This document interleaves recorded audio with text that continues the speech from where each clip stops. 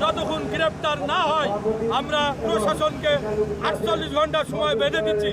এর ভিতরে যদি গ্রেপ্তার করে দৃষ্টান্তমূলক শাস্তির ব্যবস্থা যদি না করে আমরা আগামী 48 ঘন্টার পরে আমরা উভয়নগরে যারা আছি আমরা দোকানপাট ব্যবসা বাণিজ্য সবাই মিলে একত্র হয়ে অনির্দিষ্টকালের জন্য আমরা ব্যবসা বাণিজ্য থেকে অব্যাহত নেব। ইতিমধ্যে জেনেছেন গত শুক্রবার ভোর 5টার সময় কিছু দুষ্কৃতকারী নোয়াপাড়া গ্রুপের সুফলা বিল্ডিং এর সামনে পেট্রোল বোমা এবং ককটেল নিক্ষেপ করে নোয়াপাড়া বাজারের সমস্ত ব্যবসায়ীদের মনে আতঙ্ক সৃষ্টি করতে চেয়েছে, কিন্তু তারা জানে না নোয়াপাড়া বাজারের এই ব্যবসায়ীদের সংখ্যাগরিষ্ঠতা এবং তাদের যে একত্রতা সেটা প্রমাণ করার জন্যই আজকে আমরা নোয়াপাড়া বাজারের সমস্ত ব্যবসায়ীদেরকে নিয়ে, শ্রমজীবী লোকদের নিয়ে, লেবার শ্রমিক সবাইকে নিয়ে আমরা যে মানববন্ধন করেছি এবং সাথে সাথেই আমরা যশোরের ডিসি সাহেব, এসপি সাহেব, অভয়নগর থানার অফিসার ইনচার্জকে আমরা বলতে চাই,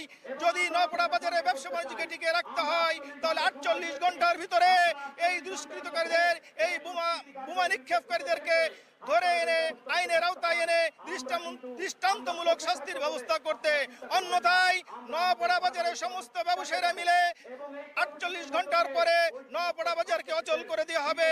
এর দায় ব্যবসায়ীদের না, এর দায় পড়বে প্রশাসনের উপরে।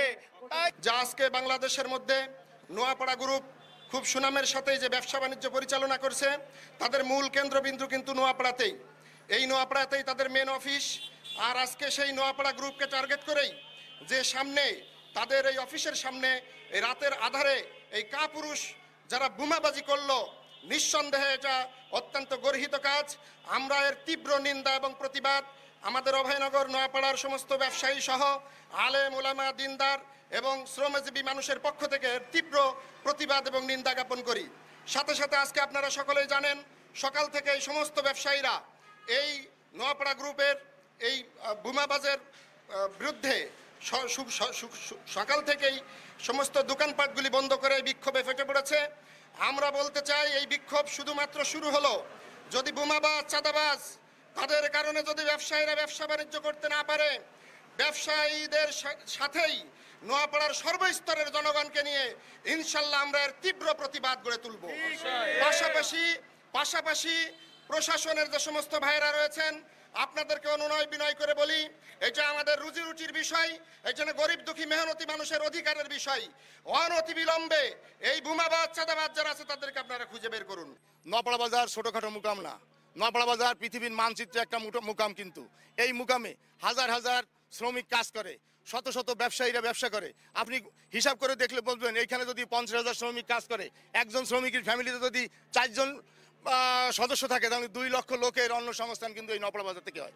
যে কারণে আমি আপনাদের মাধ্যমে বলতে চাই, পুনরায় যদি এই ঘটনা ঘটে, নোয়াপাড়া বাজার বৃহত্তর কর্মসূচি এই সার ব্যবসায়ী সমিতি কিন্তু নেবে। আর আমরা যারা ব্যবসা করি আমরা একাত্ম ঘোষণা করব। যে কারণে আমি বলতে চাই, এই সন্ত্রাসীদের বলতে চাই, আগামীতে যাতে এই ধরনের কোনো ঘটনা না ঘটে। আর প্রশাসনের দৃষ্টি আকর্ষণ করতে চাই, আপনারা কিন্তু ইচ্ছা করলে এই সন্ত্রাসী, আমাদের কোনো বক্তা বলেছেন 48 ঘন্টা, আমি মনে করি আপনারা যদি মনে করেন 12 ঘন্টার ভিতরে এই সন্ত্রাসী ধরা